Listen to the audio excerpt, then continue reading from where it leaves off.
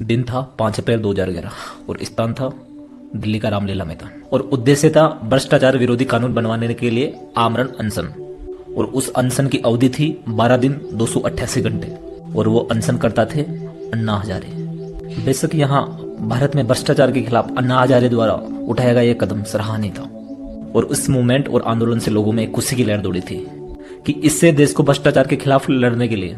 एक अच्छा नेता और नेतृत्व मिल जाएगा। पर अन्ना हजारे जी ने पहले ही जनता के सामने अपना मत स्पष्ट कर दिया था कि हम जनता के लिए आवाज जरूर उठाएंगे पर इस राजनीति के दलदल में हम कभी नहीं फंसेंगे। अन्ना जी के जीवन भर के अनुभव के अनुसार शायद ये बात सही भी थी। अन्ना जी द्वारा राजनीति में नहीं आने की बात करना जनता को इसलिए पसंद नहीं आ रही थी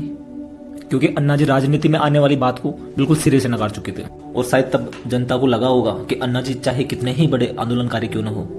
पर वो जनता से ज्यादा जनता की समस्याओं की असली जड़ को शायद नहीं समझ पा रहे होंगे या फिर पकड़ पा रहे होंगे। और दोस्तों, जिस घर या देश के अंदर अन्ना हजारे जी जैसे अनुभवी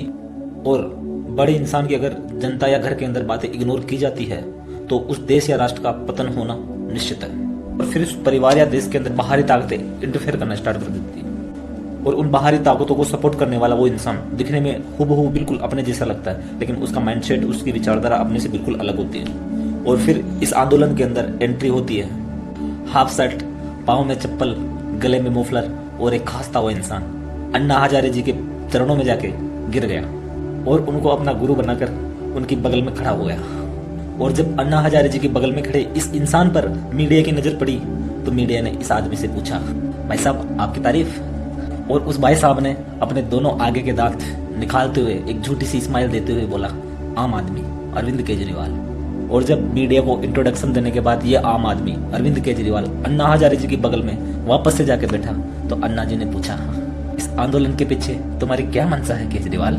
फिर अरविंद केजरीवाल जी ने अपनी एक झूठी स्माइल के साथ शर्माते हुए अन्ना हजारे जी से बोला, भ्रष्टाचार को खत्म करना है तो राजनीति के सिस्टम में अपने को घुसना पड़ेगा। जैसे ही 12 दिन के अनशन के बाद भूखे और कमजोर अन्ना हजारे जी ने जैसे ही राजनीति की बात अरविंद केजरीवाल जी के मुंह से सुनी, उन्होंने अपना हिम्मत करके एक हाथ उठाकर अरविंद केजरीवाल की तरफ करते हुए बिल्कुल स्पष्ट तरीके से बोला, तो ये फर्जी वाली बातें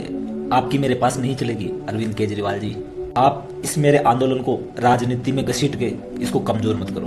पर दोस्तों, यहाँ पर अरविंद केजरीवाल जी की राजनीति करने की बात को अन्ना हजारे जी तो समझ गए थे पर दोस्तों उस वक्त शायद जनता इस बात को नहीं समझना चाहती थी या फिर समझकर अनजान बने रहना चाहती थी। दोस्तों, ऐसी सिचुएशन में चाहे समाज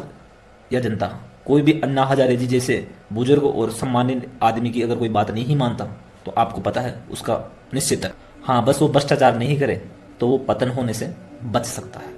और दोस्तों, जीवन की कठिनाइयों में अनुभव कर समझने का मौका बहुत कम लोगों को मिलता है और हर एक के जीवन में वो सौभाग्य मौके के रूप में जरूर आता है। और अगर आप उस मौके को समझकर समय पर चौका मार दें तो आपका सौभाग्य है।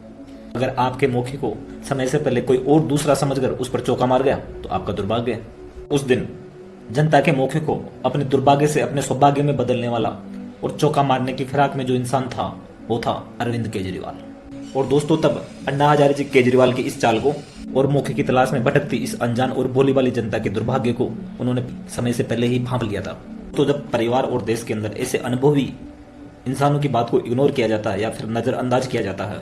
और तब हमारी जिंदगी की असली परीक्षा शुरू होती है।